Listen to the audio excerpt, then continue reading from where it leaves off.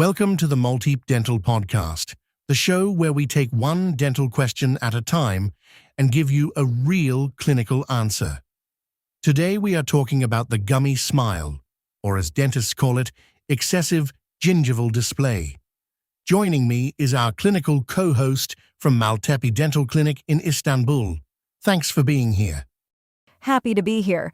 And this is a good one because it is a topic where there is a big gap between what people say online and what we actually measure in the clinic. Before we start, one quick note. Everything we discuss today is educational. It is not medical advice, and nothing replaces an examination by a qualified dentist. Noted. So let me ask the obvious question first. Why are so many people suddenly searching for gummy smile? A lot of it traces back to internet culture. Over the past few years, a meme circulated widely about the smile of the American commentator Charlie Kirk, who was killed in September of 2025. We are not going to analyze any individual's anatomy on this show, and frankly, a still frame is not something a dentist can diagnose from anyway. But that meme did put one dental term in front of millions of people: gum display.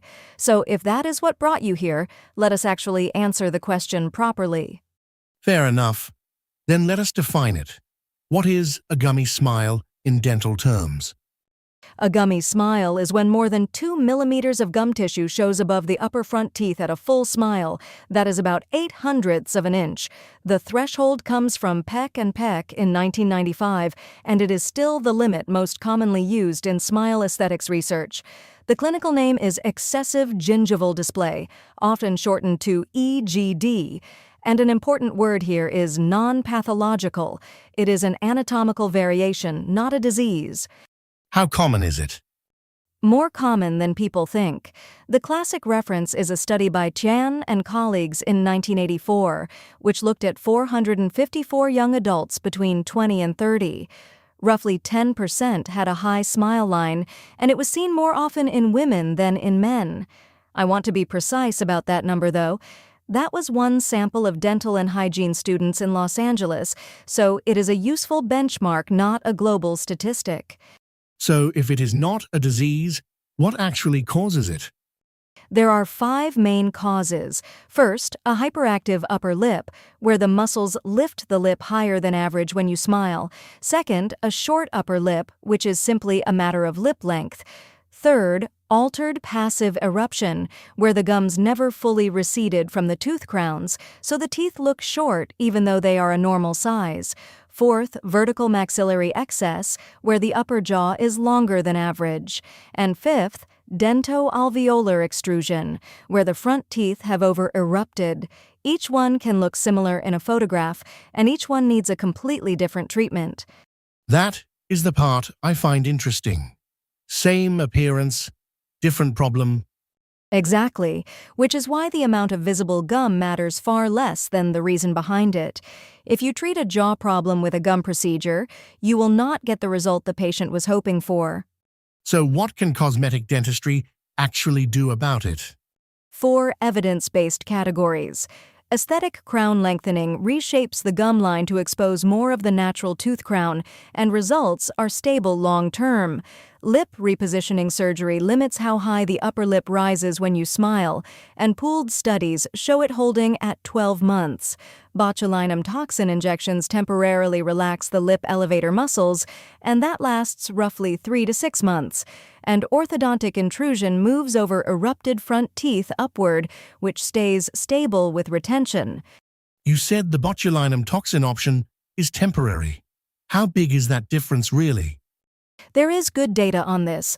A 2024 systematic review and meta-analysis in Dentistry journal by Maltepe and colleagues compared surgical and non-surgical approaches. At 1 month, they were basically equal, a reduction of about 3.5 millimeters for surgery and 3.4 for non-surgical. But by 6 months, the non-surgical group was down to about 0.5 millimeter of reduction, while surgery held at nearly 3 millimeters.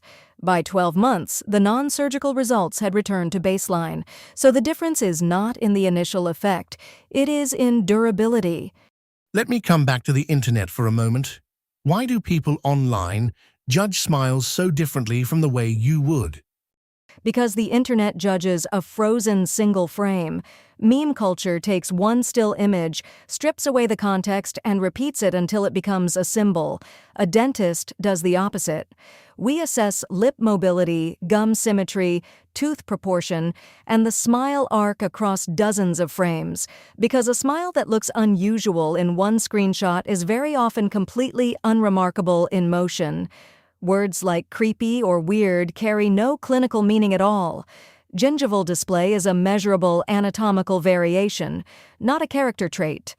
Say someone listening recognizes their own smile in this. What is the first step? Diagnosis before aesthetics, always. And this is where digital smile design is genuinely useful. At Maltepe Dental Clinic in Istanbul, the workflow maps lip movement, tooth proportions, and gum levels from photographs and video, so you see the projected outcome on your own face, including the future gum line, before any tooth is touched. Our in-house laboratory then produces the restorations against that approved design, with ceramist hand finishing, so the final gum-to-tooth ratio matches the preview rather than being left to guesswork. Let me run through the questions we get asked most. Is a gummy smile a dental health problem? In most cases, no. It is classified as a non-pathological variation, and treatment is elective and aesthetic rather than medically necessary. The exception is when the underlying cause is pathological, for example, medication-induced gingival overgrowth, and that is something a dentist rules out during examination. Healthy gums that simply show more than 2 millimeters at a full smile need treatment only if their owner wants it. Can porcelain veneers fix a gummy smile? Veneers can improve tooth proportion, but they cannot lower the gum line on their own. Veneers change the visible length, shape, and shade of the teeth.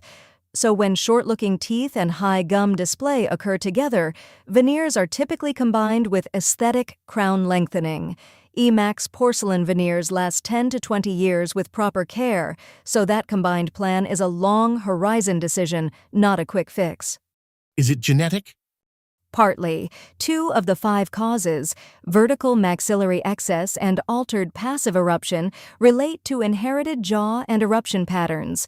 Muscle-driven causes such as a hyperactive upper lip can vary between individuals within the same family.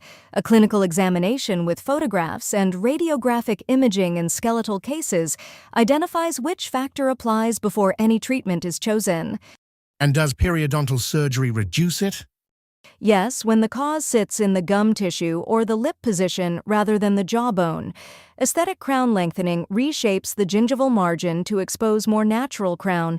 Skeletal causes, such as vertical maxillary excess, fall outside the periodontal scope, and those are managed orthodontically or at the jaw level.